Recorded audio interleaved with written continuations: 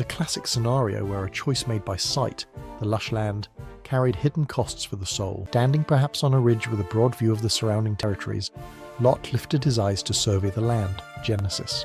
Pathinmundramani Pathanimridam to the east lay the Jordan Valley, a dramatic contrast to Canaan's central highlands. Lot saw a well-watered plain, lush and green, like the garden of the Lord, like the land of Egypt, the text says, before God destroyed Sodom and Gomorrah. This valley, encompassing the lower Jordan River and the area around the Dead Sea, then a fertile basin, appealed to Lot's desire for prosperity. It promised rich pasture for his herds and the easy life of established cities.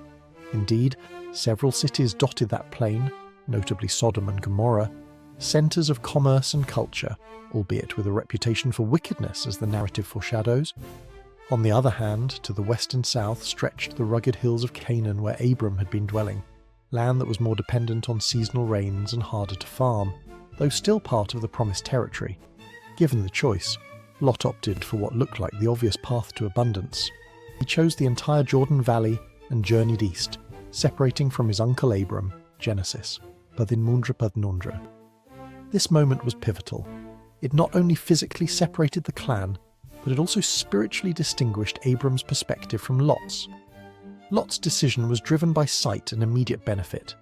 Abram's acquiescence was driven by faith and generosity. It's a classic scenario where a choice made by sight, the lush land, carried hidden costs for the soul. Abram had allowed God to choose for him. In the end, Abram got not only land but the assurance of God's abiding promise, which was worth far more